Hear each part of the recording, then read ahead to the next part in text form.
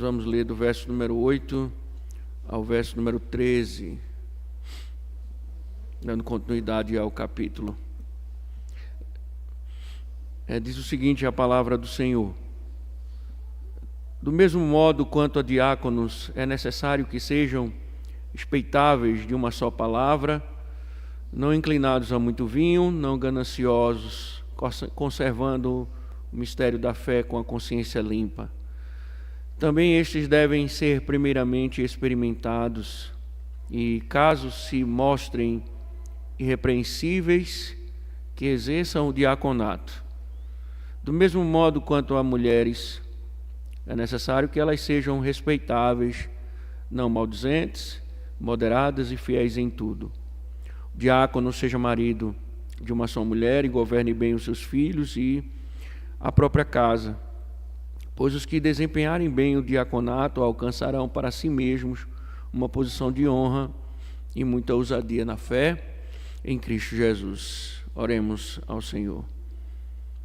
Ó Deus, nós louvamos o Teu nome pelas Tuas maravilhas, Senhor, e pela Tua bondade que nos sustenta e que nos proporciona mais um momento solene onde nós estamos, Senhor, a ouvir a Tua voz, a entender as Tuas verdades, Senhor. Que assim seja, que a Tua palavra, ó Deus poderosa, possa ser ouvida, que a Tua voz possa ser percebida, que o Senhor possa falar aos nossos corações, somente diante de verdades tão maravilhosas, eternas, verdades que envolvem, Senhor, a liderança, o governo da Tua igreja. Se estamos andando errado, Senhor, diante do que vamos ouvir, que o Senhor nos corrija, que o Senhor possa orientar as nossas vidas, orientar aqueles que aqui estão, que são líderes da igreja, e também aqueles que almejam. Que o Senhor também possa nos fortalecer, Senhor, diante de uma tarefa tão difícil, segundo a Tua graça. Então, Senhor, nos ajude, Senhor, neste momento, a exposição, que o Senhor possa nos dar saúde, possa nos dar a graça para transmitir a Tua verdade, para a glória do Teu nome, ó Deus, nós pedimos e Te agradecemos. Amém. Poder sentar, irmãos. Quando eu fui começar a fazer uma abordagem sobre o curso de liderança, eu me deparei com uma informação interessante, porque certo escritor, ele registra que um pastor, ele encarregado de treinar diáconos, ele antes de começar o treinamento da diaconia, ele ligou para um restaurante e perguntou ao dono: quais qualidades vocês procuram num garçom? O gerente então explicou que bons garçons observam a necessidade dos clientes e as atendem antes que peçam. Parece estranho comparar diáconos com empregados de um restaurante, mas há uma conexão bíblica nesse aspecto. Os primeiros diáconos de Jerusalém, eles foram chamados para servir as mesas, conforme nós observamos em Atos capítulo 6, verso de número 1 ao verso número 4. E a palavra que Paulo ou que Lucas usa para descrever os diáconos servindo a mesa é a palavra diácono. É a mesma palavra para o ofício de diácono. Então, ser diácono é servir as mesas, ou seja, os diáconos, eles são os garçons da igreja. Essa é a teologia bíblica. Por outro lado, enquanto os fregueses dos restaurantes não podem escolher os seus garçons, sendo incumbência exclusiva do contratante, a igreja, ela tem a responsabilidade de escolher os seus garçons, de escolher os seus diáconos. Mas, como nós bem sabemos, como foi no caso do presbiterato, a igreja ela não está livre para estabelecer suas próprias regras. Assim como houve critérios para o presbiterato, também Paulo escreve e mostra critérios que devem contemplar aqueles que serão escolhidos para liderar a igreja ou para servir as mesas. É interessante pensar que os critérios eles se assemelham aos dos presbíteros, com poucas diferenças, e podem ser resumidas numa vida, digna, numa firmeza doutrinária e numa família estável.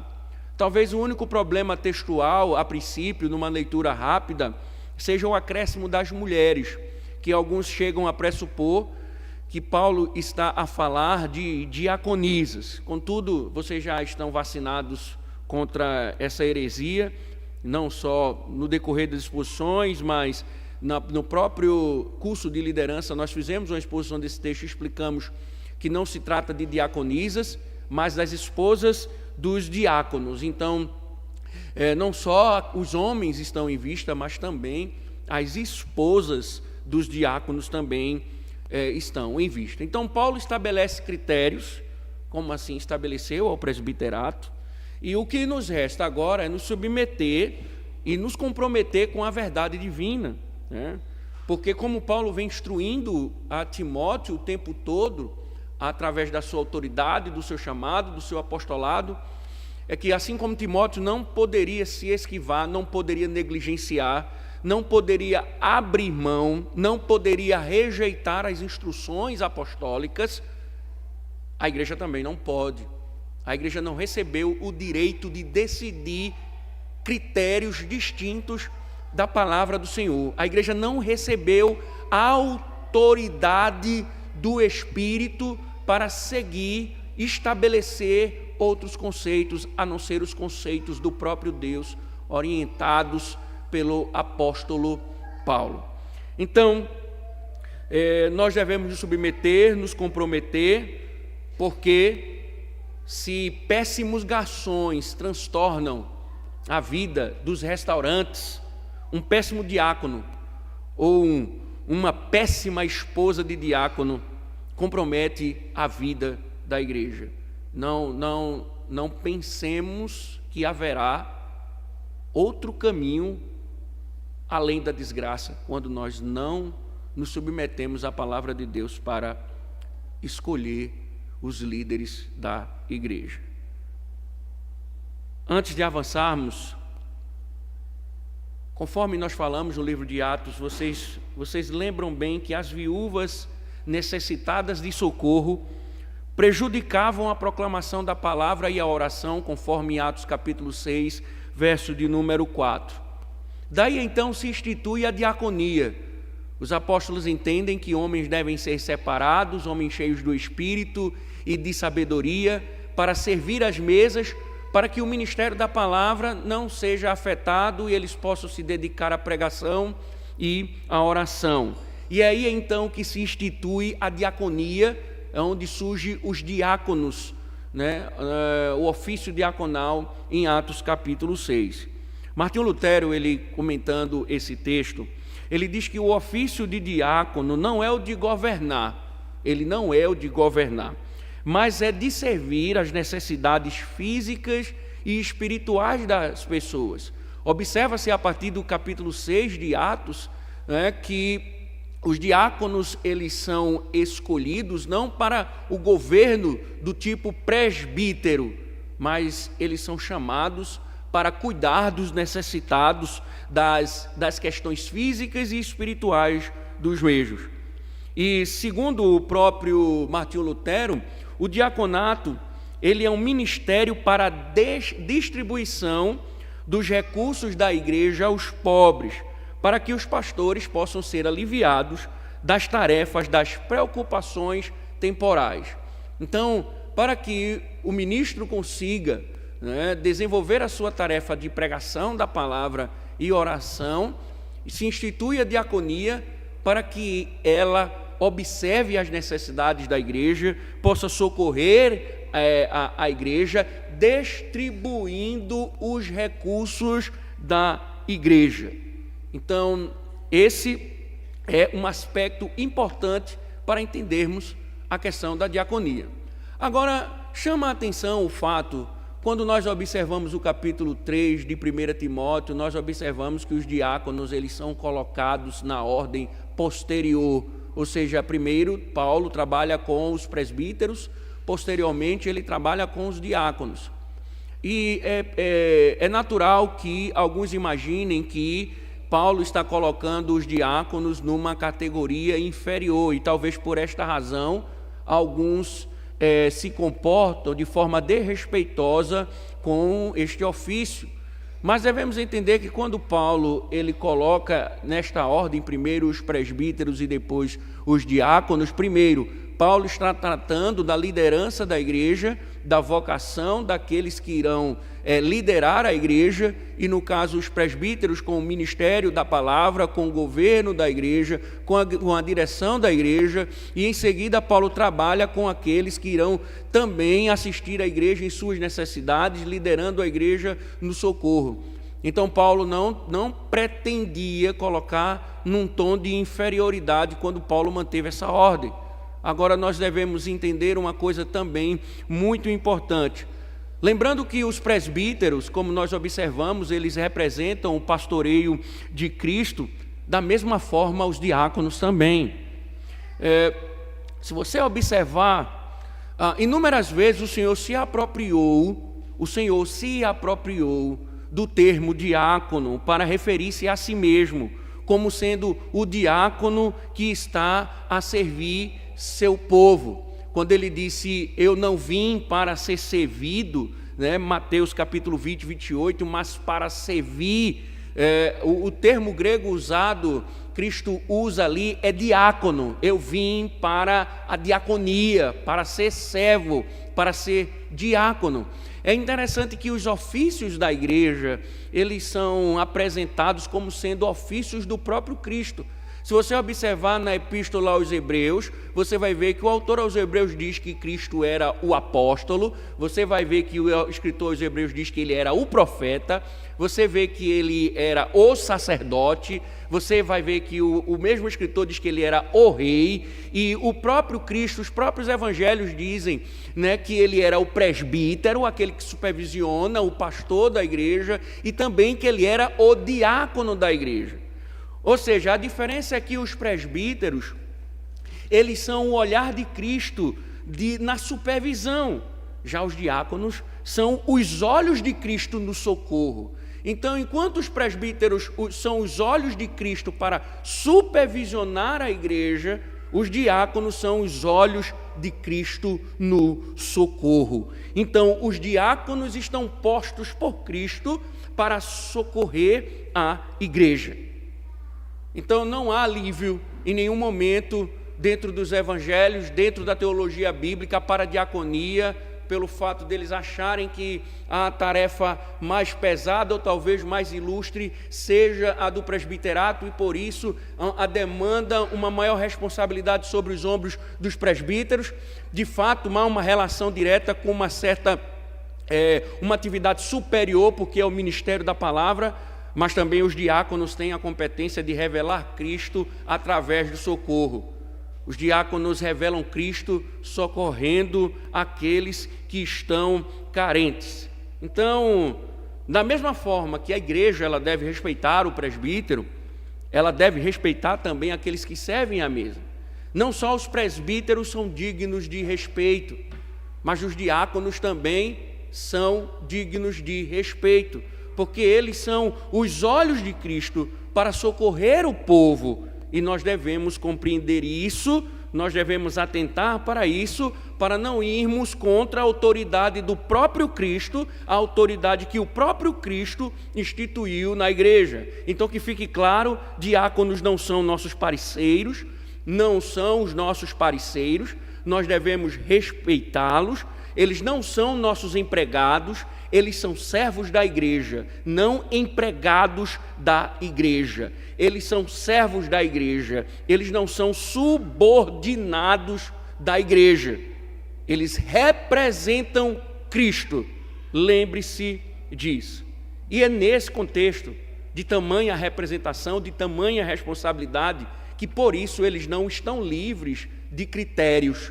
Paulo vai estabelecer critérios para que a igreja escolha esses diáconos, para que eles possam servir a igreja, ou seja, os diáconos precisam apresentar qualificações imprescindíveis na vida deles para que eles venham a servir a igreja. Se eles estão a representar o governo de Cristo, eles precisam ter qualificações para representar esse governo.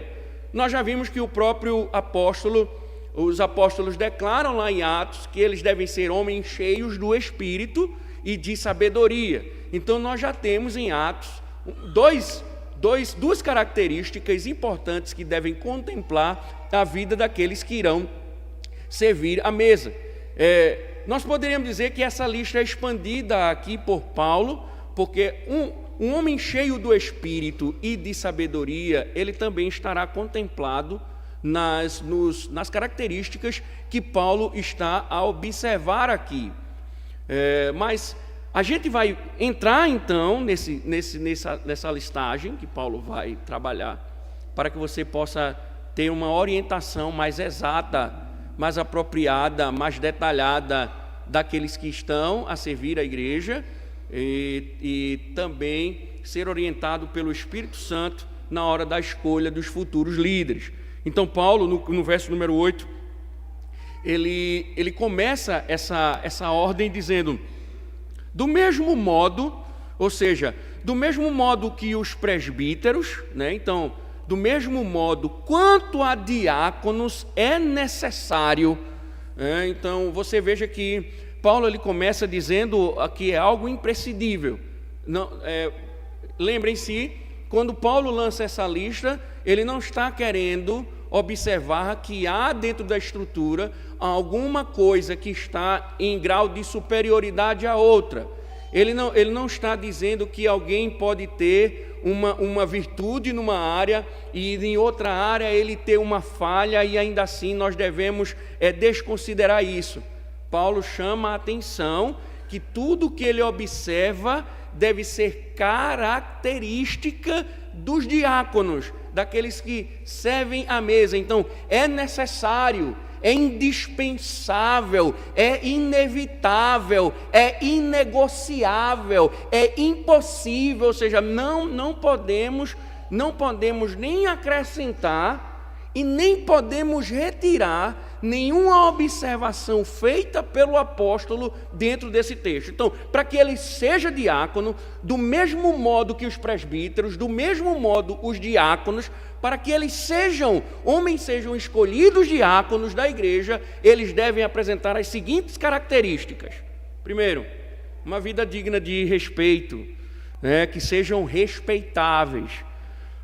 Primeiramente, Paulo chama a atenção, quando ele fala da respeitabilidade, duas coisas podem estar implícitas aqui pelo termo que ele usa.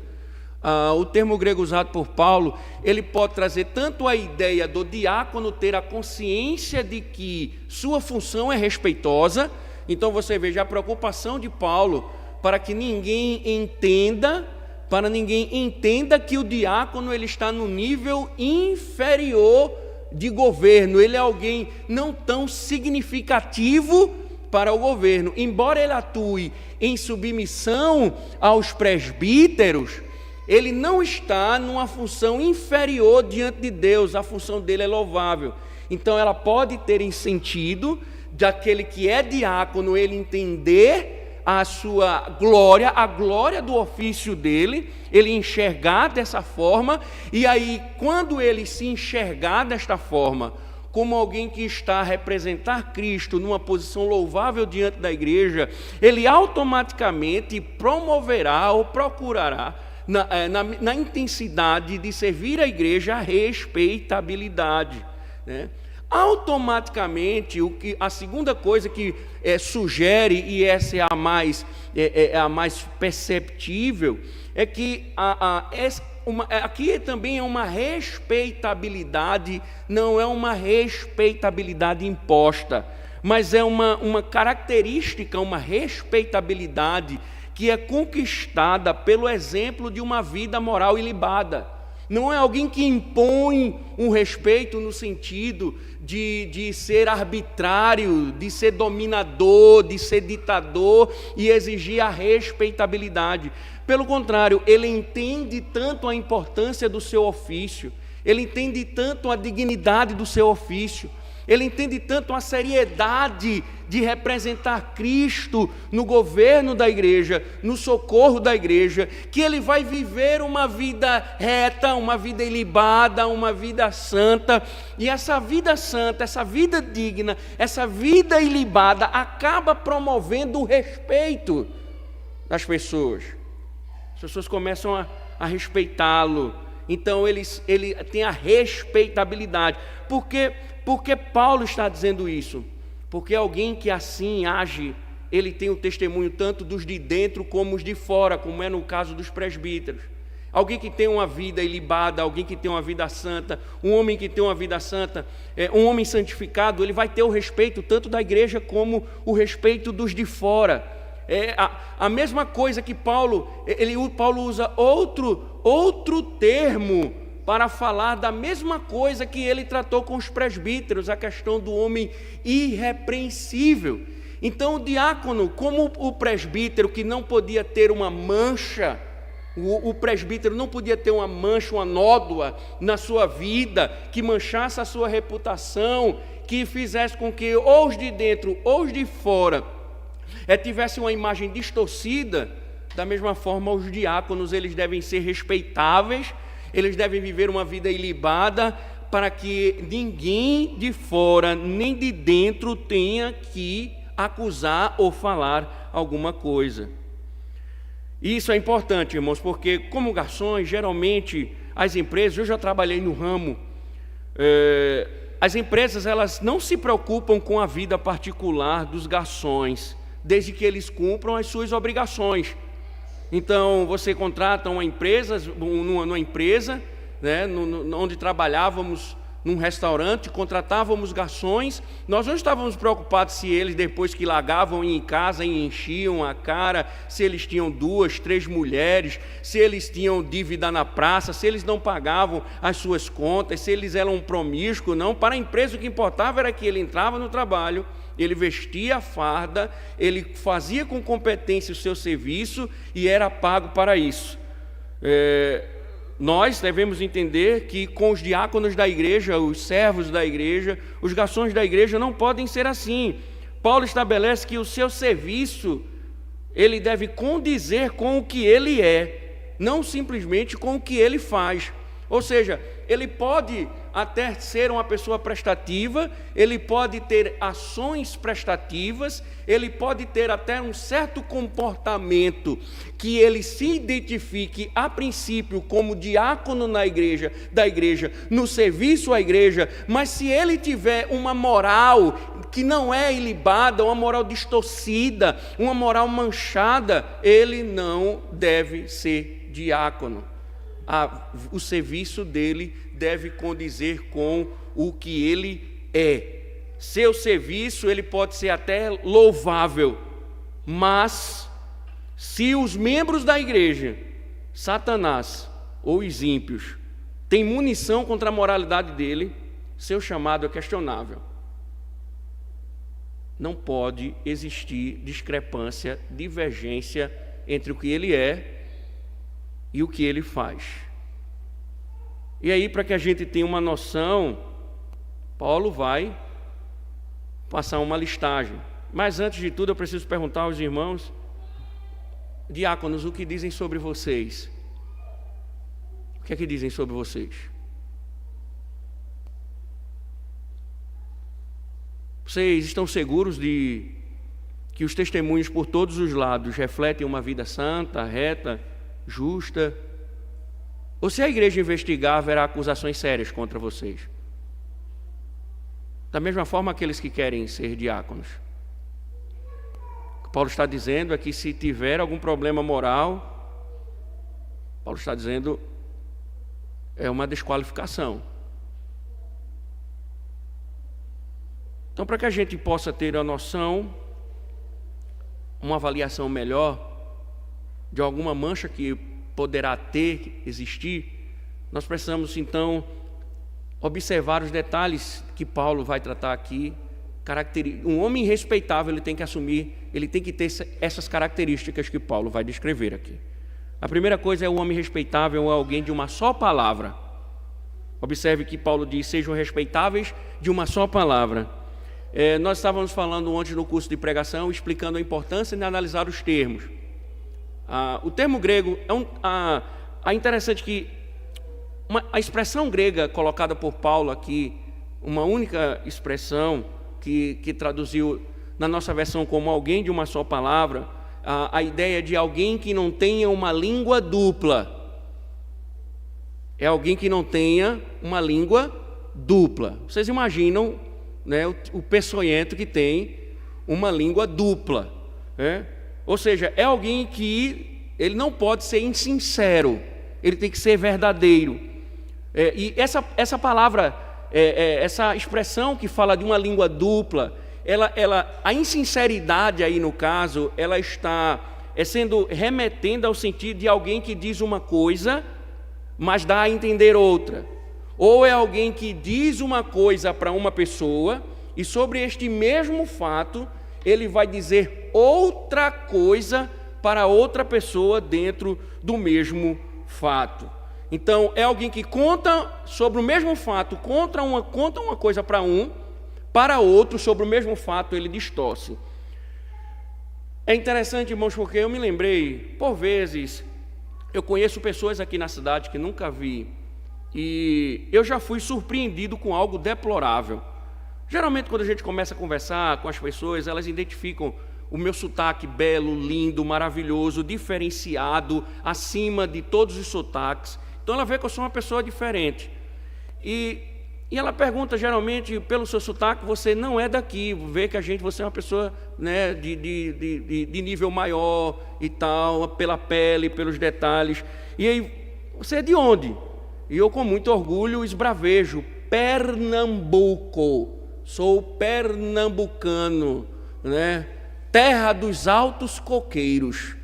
E aí a gente começa a conversar, eles dizem: o que é que você está fazendo aqui? Geralmente eles questionam, né? Perguntam: você está vindo para cá, concurso? Passou em alguma coisa? Fazendo algum investimento ou alguma situação? E aí eu digo: não, eu sou ministro do Evangelho, desde 2019 que eu pastoreio uma igreja aqui na cidade, a igreja em Parque Dourado, né? E aí quando eles descobrem, né, é interessante, a gente conversa algumas coisas, aproveito e prego o Evangelho, mas uma ou duas vezes, certa feita, uma pessoa disse: você é o pastor da igreja de Parque Dourado? Fulano de tal é da sua igreja? Eu digo: por quê? Ele estava a falar do senhor e da liderança da igreja aqui. Eu disse: e foi? Péssimas palavras sobre a sua pessoa e sobre a liderança da igreja. Só que, para minha surpresa, né, nos casos que foram falados, essa mesma pessoa fica a elogiar o pastor e a liderança da igreja e a igreja quando está aqui.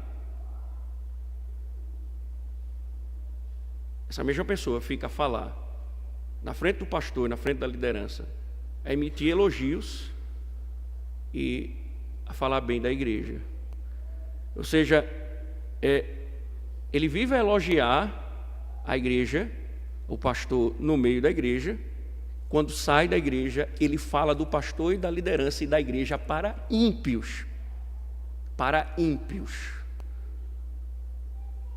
Paulo está dizendo: um diácono não pode ter a língua dupla, não pode ser falso, não pode ser insincero.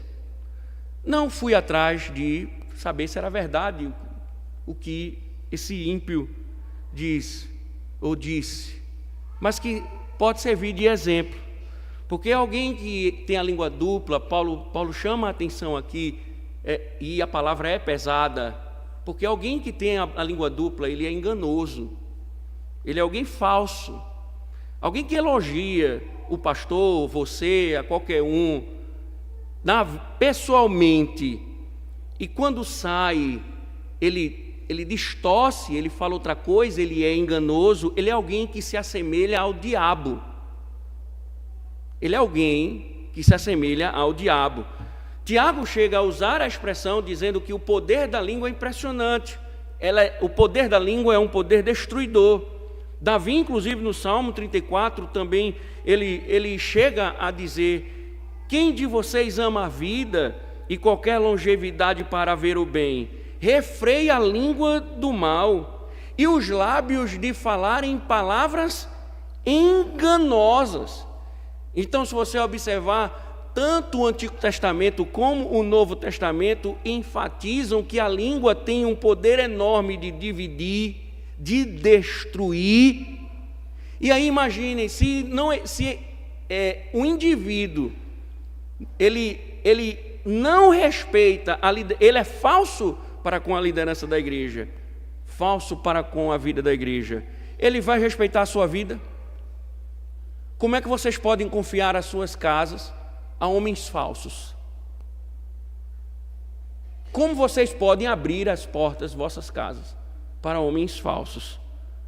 Não abram, porque eles são como o diabo, eles são maliciosos. Então, eles não podem ter acesso à sua casa e eles não podem, antes de tudo, ser escolhidos para liderar a igreja. Será que há algum diácono entre nós com língua dupla? Falso, linguarudo, malicioso, venenoso? Será? É um diabo entre nós? É o que Paulo está dizendo, ele não pode ser diácono.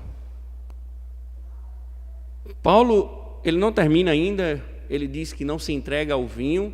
Você já sabe muito bem o que se trata. Uma pessoa entrega ao vinho é uma pessoa porque a ideia de se entregar ao vinho é alguém que está submisso ao vício do alcoolismo, mas o sentido é muito mais amplo, ou seja, é alguém que não tem domínio de si, então alguém que não tem domínio das suas próprias atitudes, ou seja, é um líder descontrolado. Se ele é um líder descontrolado, se ele é um cara dominado, e ele automaticamente é descontrolado, como é que ele vai julgar as coisas da igreja se ele não consegue ter domínio sobre si? Então a tendência é que alguém que seja descontrolado, que não tenha domínio de si, ele vá conduzir outros ao descontrole. E aí a pergunta é, se alguém que não consegue dominar o vinho, se alguém que está debaixo do domínio da bebida, se alguém que está debaixo do domínio de tantas outras coisas, ou seja, é alguém que não tem controle, como é que você vai escolher um homem desse para governar o dinheiro da igreja? Como é que você vai escolher um homem desse para lidar com o dinheiro da igreja? Como é que você vai desconfiar de alguém desequilibrado? Paulo está dizendo, este é um homem desqualificado. Se ele tiver essas características, a princípio, Paulo diz, dada ao vinho, é um homem que não consegue viver sem vinho, é um homem que, no caso, não consegue viver sem a bebida, tudo dele tem bebida. Se você vê que ele tem uma dependência, ele está ali debaixo da bebida, significa que ele é um homem sem controle, e um homem sem controle não pode exercer o diaconato da igreja. Você não pode escolher homens desse tipo. Paulo não termina aí, começou agora, diáconos. Paulo não terminou aí, Paulo diz ainda que não podem ser gananciosos.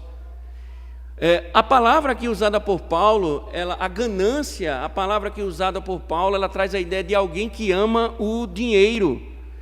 É um homem de espírito mercenário que se entrega totalmente, plenamente, devotamente à busca de riquezas.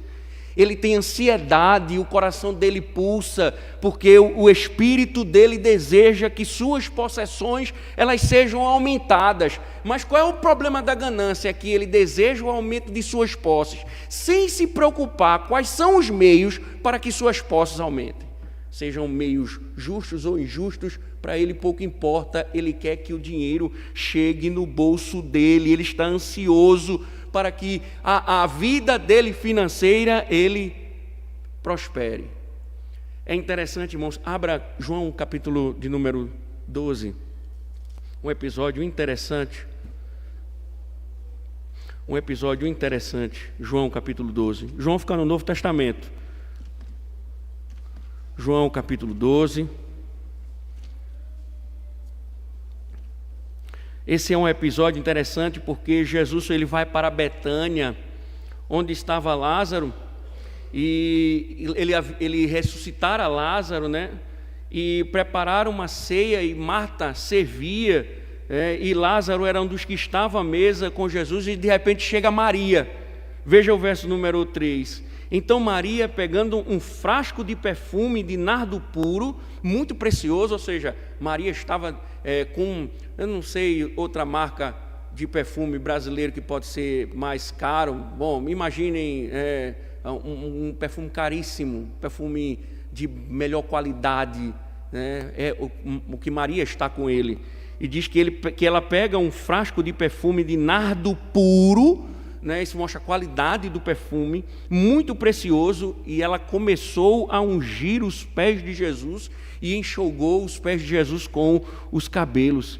E veja, o perfume era tão maravilhoso, né? Uma das, vamos dizer assim, das iguarias da perfumaria da época.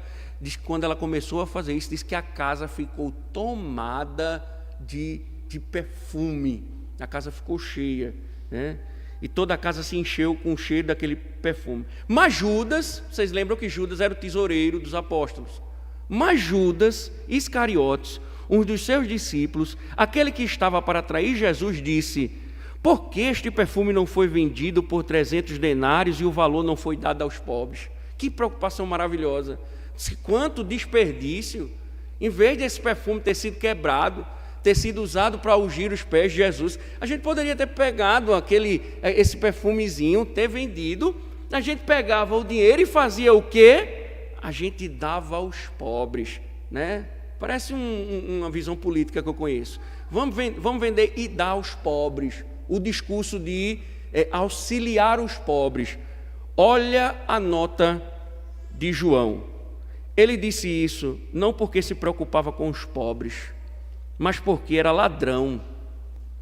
E tendo a bolsa do dinheiro, tirava o que era colocado nela. João diz, a preocupação dele não era com os pobres, era com o bolso. Paulo está dizendo, um homem ganancioso, ele não pode ser um diácono e um presbítero, óbvio, porque ele só vai pensar em dinheiro. Ele vai usar até o discurso de ajudar os pobres, mas é para roubar.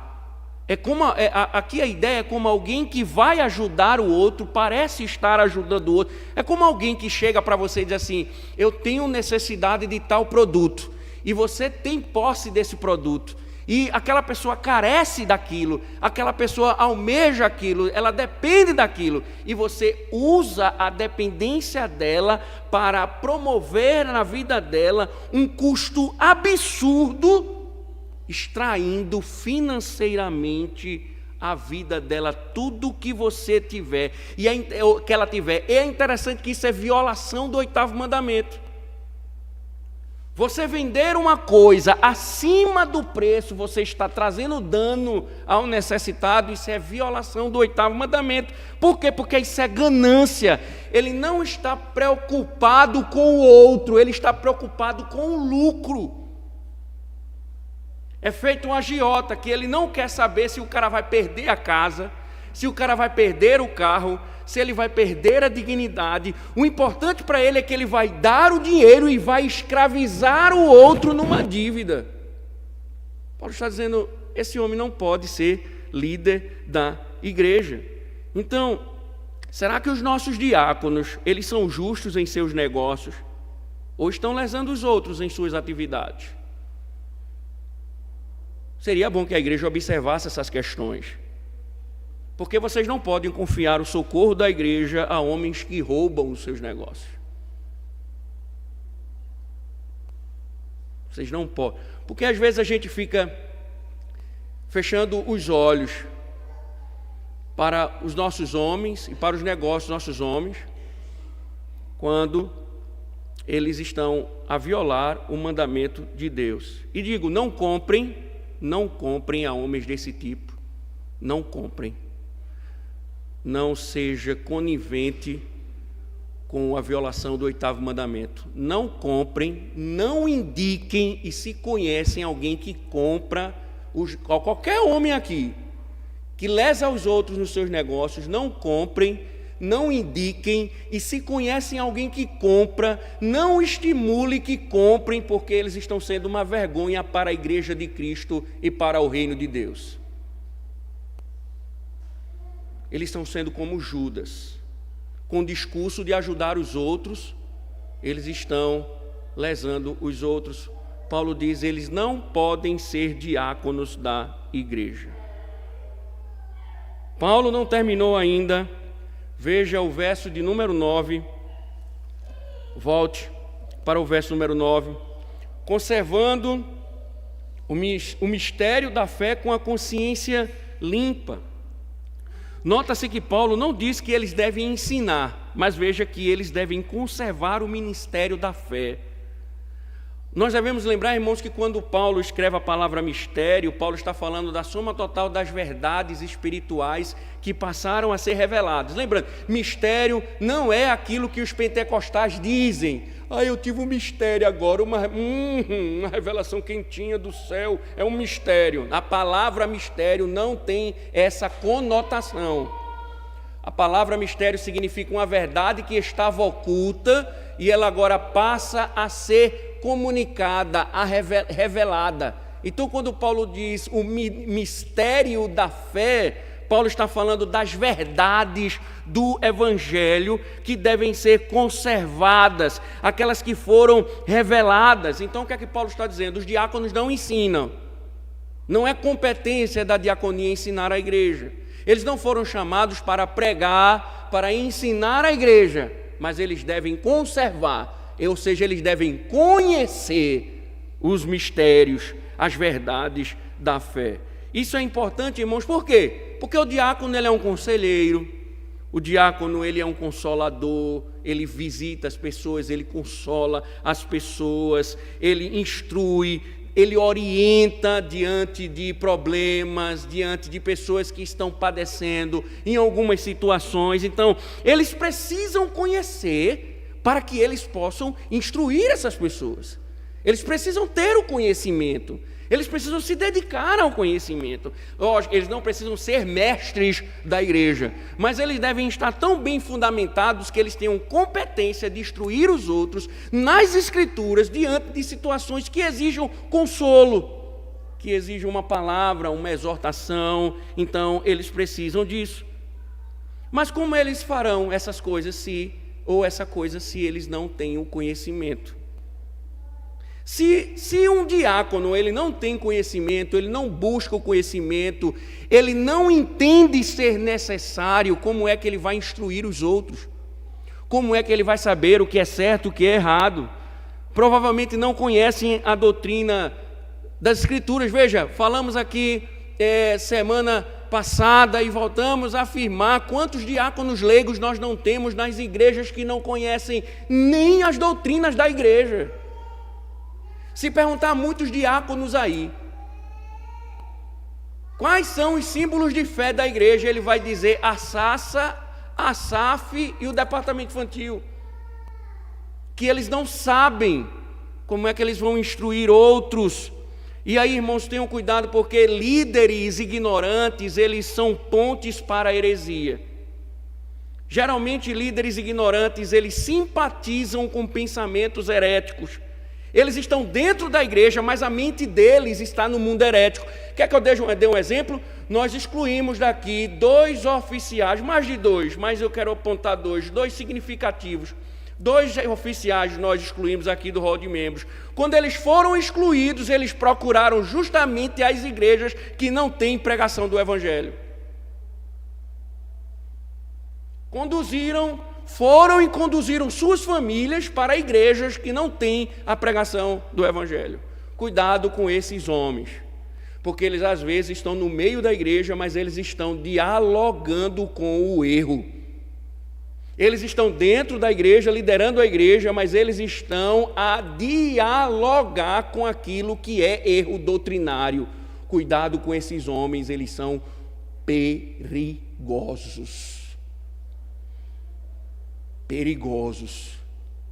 E em todos os casos que eu conheço, eles aparentam uma piedade, porque como eles são ignorantes, veja, um líder ignorante, ele quer revelar a sua intimidade com Deus através de um perfil místico. Ele aparenta ser um homem de oração, um homem piedoso, um homem santo, de fala mansa, mas o coração dele está cativado pelo erro. Cuidado com esses homens que desprezam líderes que desprezam o conhecimento de Deus. E Paulo ainda diz, não só conservar, mas a consciência limpa. A consciência limpa aí é o quê? É não só manter a verdade, mas não há acusação em sua consciência de transgressão desta verdade conservada.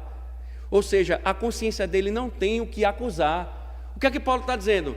Não só que eles devem aprender, devem conhecer a verdade, mas ele deve viver a verdade. Ou seja, ele não pode pensar em ser um conhecedor e moralmente ser alguém não praticante. Então aqui é o outro, aqui é o oposto. Já que já é o oposto. É o cara que conhece, é um diácono estudioso, gosta de ler, conheço muitos. Eu conheço um diácono, eu tenho um amigo diácono. Que eu gostava de conversar com ele porque era um aprendizado fantástico. Só para ter ideia, ele era professor de grego. Um diácono. Então, Paulo está dizendo, se ele conhece, mas ele tem que viver. Ele tem que ter vida moral. Ele tem que andar. Por quê? Porque se ele não... Duas coisas acontecem. Se ele não conhece, ele vai andar por outros caminhos. Se ele não conhece, ele vai andar por outros caminhos. Se ele conhece e não anda pelo caminho correto, ele é um hipócrita. Então eu não posso escolher nem o que é ignorante, nem o que é sábio sem prática. Eu não posso escolher homens desse tipo. Os ignorantes e os intelectuais sem prática. Ou seja, ele tem que crer na verdade, defender a verdade e viver a verdade. Eu não posso esquecer disso. Porque se não for nesse critério, nós vamos promover a impureza dentro da igreja. Vamos permitir, veja, quando você escolhe um líder ignorante, você escancara as portas para que a heresia entre. Primeira coisa, quando você escolhe um líder ignorante, você está escancarando, porque veja, a liderança é o bloqueio da heresia. A liderança é o muro. A heresia, antes de entrar na igreja, ela tem que passar pelo muro do governo da igreja. Se você escolhe um líder ignorante, ele abre as portas para a heresia. Se você escolhe um líder que não vive o evangelho, você está abrindo as portas para a impureza. Porque o princípio bíblico de Paulo, qual foi em Corinto? Se você tiver um fruto podre no meio dos frutos bons, o que é que acontece? O fruto podre vai contaminar todos os frutos. Paulo está dizendo, não escolham homens desse tipo. Mas ainda uma séria recomendação paulina.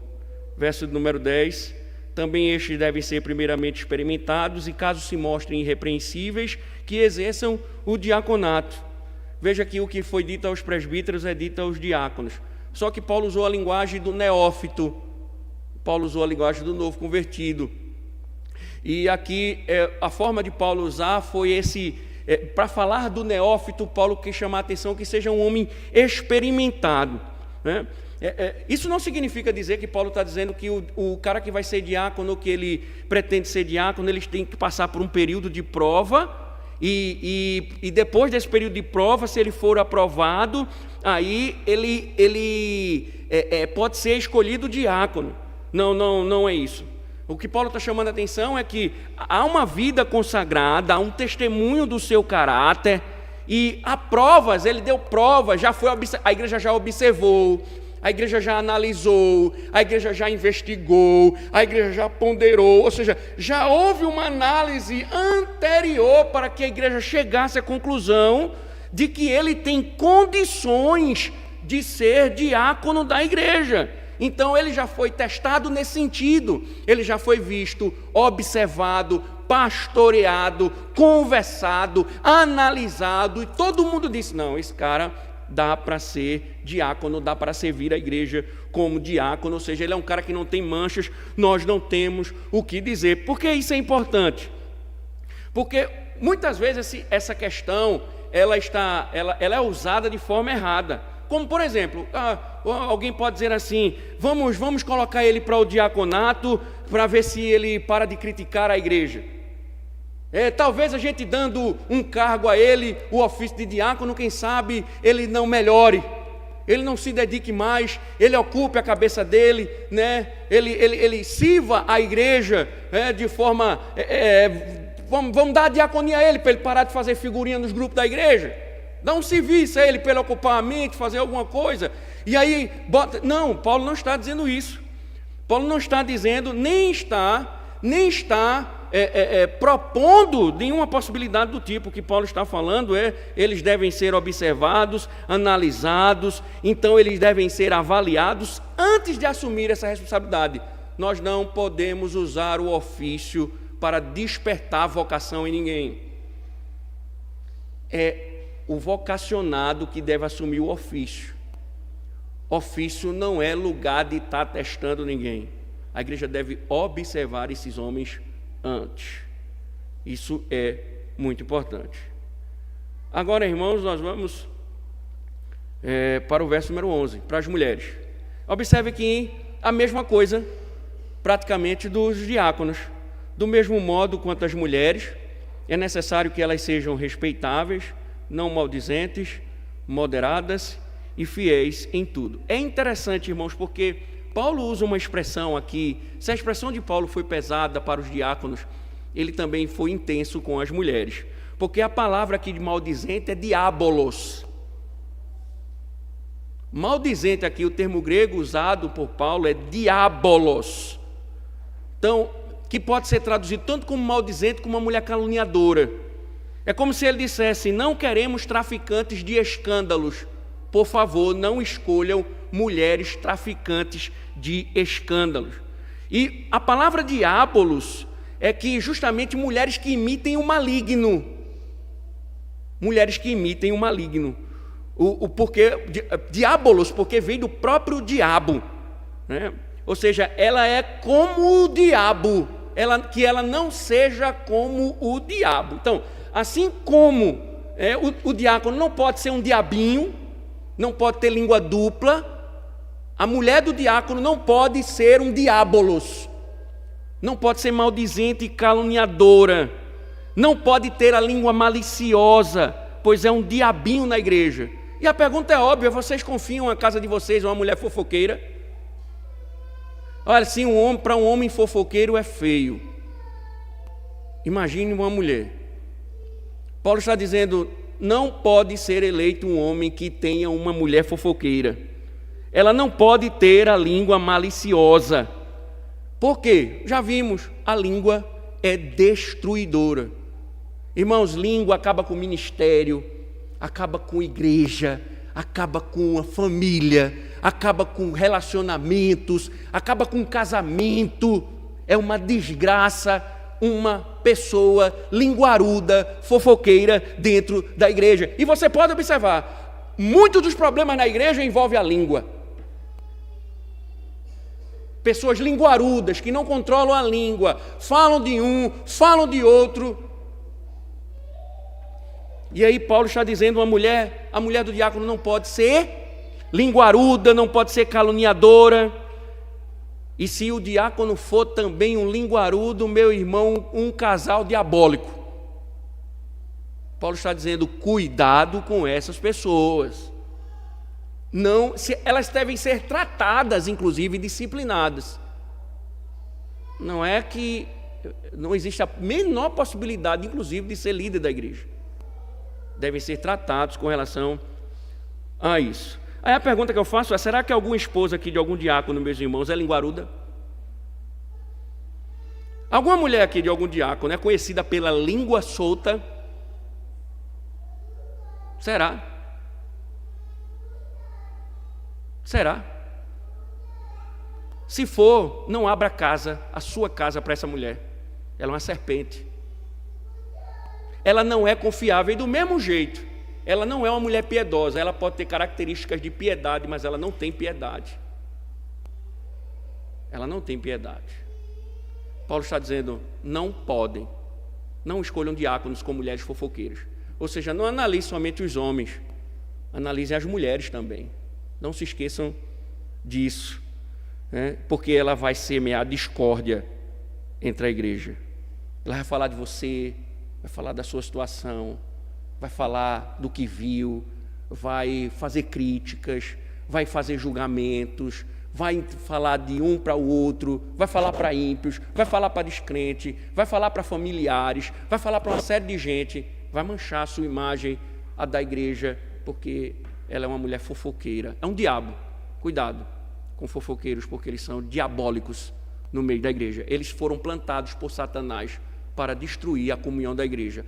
A língua, ela é o instrumento de Satanás para destruir a comunhão dos santos e manchar a imagem da igreja. Lembrem-se disso. Paulo está dizendo, não pode. E os outros termos que Paulo usa, respeitáveis, não, moderadas e fiéis em tudo, podem ser resumidos como que elas sejam crentes, Timóteo. Que os diáconos tenham mulheres crentes. Mulheres crentes, que tenham equilíbrio, que sejam fiéis.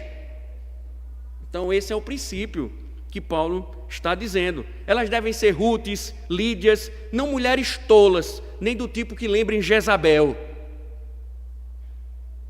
Cuidado, irmãos, com diáconos linguarudos ou mulheres de diáconos linguarudas, né? Por fim, irmãos, graças a Deus, terminando, Paulo volta agora para o seu elemento final, que é o verso número 12 e 13, né? O diácono seja marido de uma só mulher e governe bem os seus filhos e a própria casa. Aqui, vocês já sabem, Paulo está chamando a atenção para a pureza sexual. O diácono ele tem que ser puro sexualmente, né? E ele deve governar o seu lar. Os diáconos daqui são líderes dos seus lares, né? Eles governam, quem manda na casa dele? Observe, se na casa dele quem manda é a mulher dele, ele não é apto para o diaconia. Se ele é submisso à mulher, se a mulher tem domínio sobre ele, como é que ele vai governar a igreja de Cristo? Como é que ele vai liderar a igreja de Cristo? Ele não pode abrir mão de sua liderança. Se ele não tem liderança no seu lar, na sua esposa, ele não pode ser um diácono. Vocês observem, quem manda nos nossos diáconos são as mulheres deles? Na casa dele, quem é que manda, quem ordena, quem faz tudo, quem diz o que ele deve fazer, o que não deve fazer? Sabe por quê? Porque ele, como diácono da igreja, ou como presbítero da igreja, as ordens que ele vai tomar, as decisões que ele vai tomar, ele vai ter sempre o oráculo da mulher para decidir.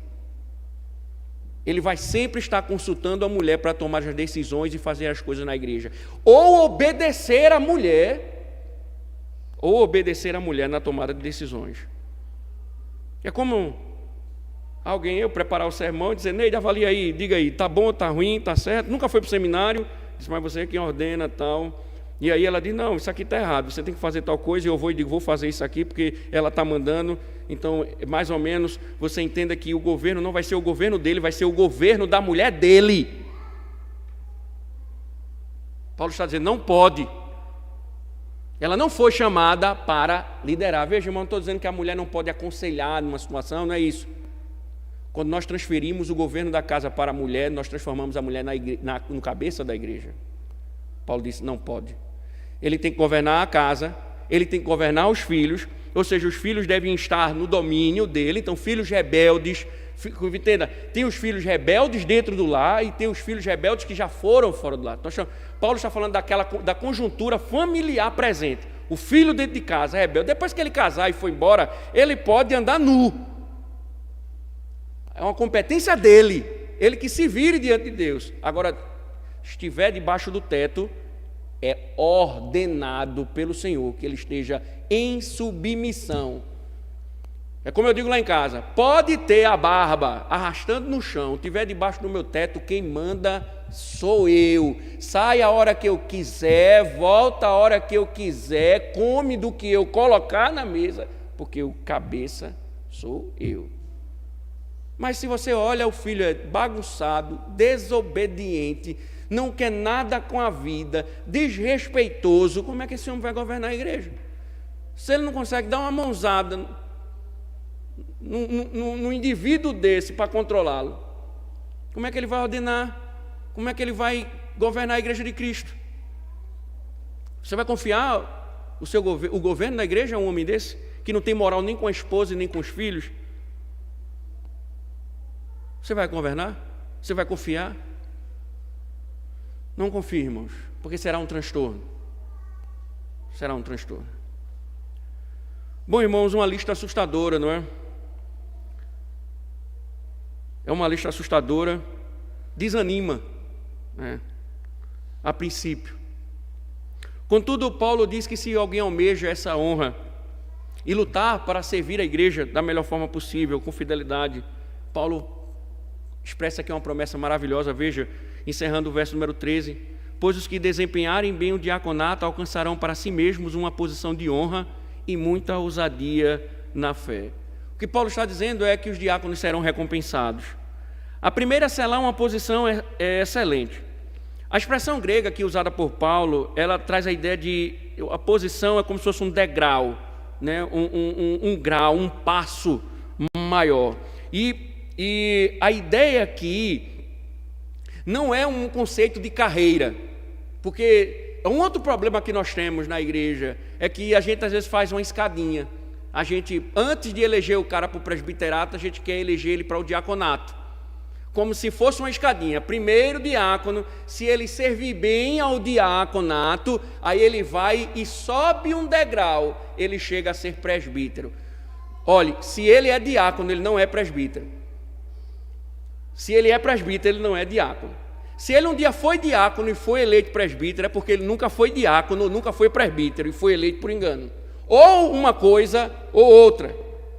Então Paulo não está dizendo aqui que ele vai subir um degrau e vai ser presbítero. Não é esse tipo de posição, de subida que Paulo está dizendo. Essa subida aqui é algo espiritual, é algo que você vai crescer diante de Deus e diante da igreja. Alguns escritores chegam a usar que o termo pode ser usado, inclusive, como um crescimento a tal que vai levá-lo aos céus, que vai conduzi-lo à eternidade. Ou seja, quem exerce o papel de diácono com excelência ganhará não só a graciosa e maravilhosa bondade de Deus, né, o favor de Deus, receberá o favor da igreja, terá a bênção da igreja e, por fim, terá a eternidade. Porque ele serviu socorrendo a igreja, né? E a palavra ousadia, ela traz a ideia desse crescimento com confiança. Então, os diáconos fiéis, eles serão honrados não só nessa terra, mas também nos céus, e à medida que eles vão crescendo, servindo a igreja, a bênção de Deus estará sobre eles, conduzindo-os até que eles cheguem à eternidade. Bom, irmãos, que maravilhas, não é? E fazendo um retrospecto, está claro que as qualificações para o episcopado e para o diaconato são muito semelhantes. São as qualificações básicas de todos os líderes cristãos devem ter.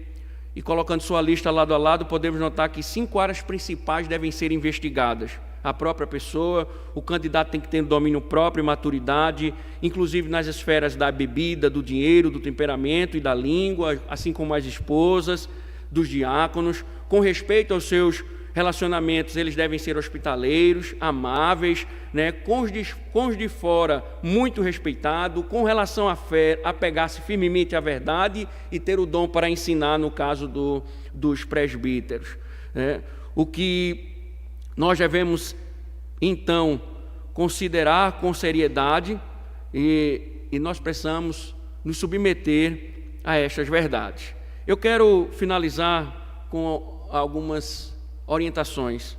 Permita-me assim dizer: primeiro, assim como bons garçons que observam e atendem às necessidades dos clientes antes mesmo que sejam expressas, os diáconos devem estar atentos às necessidades físicas e espirituais da congregação e devem demonstrar cuidado e presteza em seu serviço. Segundo, o que nós acabamos de ouvir são critérios de seleção rigorosos. Então, assim como a seleção criteriosa de garçons em um restaurante é fundamental para o bom funcionamento do estabelecimento, a escolha dos diáconos da igreja também requer critérios claros e rigorosos, baseados em uma vida digna, firmeza doutrinária e estabilidade familiar.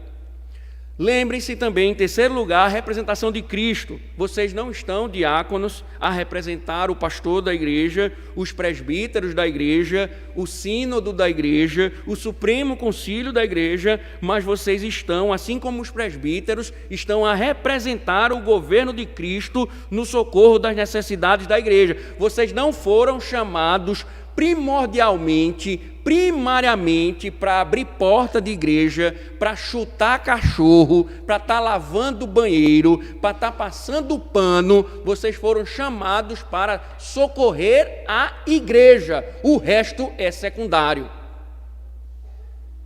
Se vocês não estão socorrendo, se vocês estão abrindo bem as portas, lavando bem os banheiros, varrendo os templos, ligando os ar-condicionados, colocando água para o pastor, colocando água para o liturgo, limpando janelas, mas vocês não estão socorrendo a igreja, vocês não são o governo de Cristo.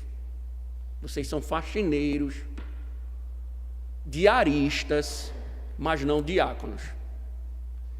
Então, entre abrir uma porta e o socorro, socorra, deixa a porta para depois. É o socorro de Cristo, o governo de Cristo não é nessas coisas secundárias, é na assistência aos necessitados.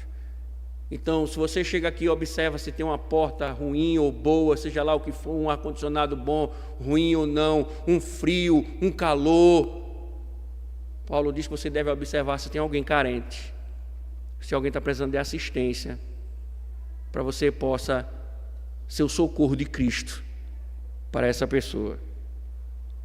Terceiro, ou quarto, melhor dizendo, compromisso com a verdade e a ética. Os diáconos devem manter compromisso com a verdade divina e a ética, evitando comportamentos hipócritas, gananciosos, desonestos, e buscar viver de acordo com os princípios do Evangelho em todas as áreas de sua vida. Que sejam conhecedores para que saibam instruir outros, dediquem-se ao estudo, à vida piedosa e, por fim, o testemunho integral. Tanto os diáconos quanto suas esposas devem ser exemplos de fé e moderação. Se tem esposa de diácono que não tem compromisso com a igreja, é linguaruda, é diabólica, não quer nada com a vida, não foram chamados para o diaconato. Da mesma forma, os diáconos que não têm compromisso com a igreja. Veja, outra coisa interessante, irmãos, o compromisso dos diáconos é com a igreja local, não é com as outras igrejas, não é com as outras pessoas, não é com os ímpios, é com a igreja local. Seu compromisso é com a igreja local. Então, que sua área de atuação limite-se à igreja. Diáconos, é bom lembrar também, vocês devem submissão aos presbíteros. Em que sentido? Vocês prestam contas aos presbíteros. Então é importante entender isso. Por quê? Porque às vezes a gente percebe em algumas igrejas diáconos fazendo coisa, se ausentando da igreja, não dando nenhuma satisfação aos pastores da igreja. Lembre-se, não é vocês que governam, quem governam são os presbíteros. E vocês devem satisfação aos presbíteros. Vocês não podem fazer nada, entendam nada no sentido que fuja do seu ofício, sem a consulta dos líderes da igreja. Então entendam isso. Porque às vezes a gente vê por aí, o cara sai da igreja, passa um domingo sem vir na igreja, a gente não sabe nem porque ele veio, é diácono da igreja. A gente não sabe nem porque ele não veio. Onde é que ele está? Por que ele não veio? Por que ele faltou? Ele está fazendo o quê? Ele não dá nem satisfação. Que governo é esse? Então, o testemunho devem ser exemplos de moderação, demonstração de integridade moral, submissão às autoridades da igreja, né, liderança em seus lares, a fim de fortalecer o testemunho e a credibilidade do ministério diaconal. Eu encerro dizendo o seguinte: graças a Deus consegui terminar. Não ouse pensar que aqui é um restaurante. Aqui é a igreja de Cristo. Nós vamos ver hoje, de noite.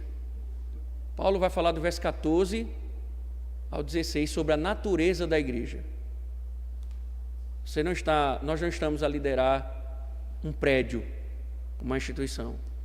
Nós estamos a liderar a igreja de Cristo.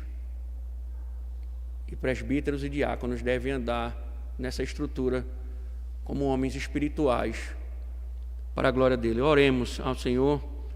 Obrigado, meu Deus, que o teu favor que nos sustentou seja também o favor que vai aplicar, Senhor, nos fortalecer e aplicar essas verdades em nossos corações, para que venhamos a nos submeter a Ti, Senhor, para a glória do Teu nome.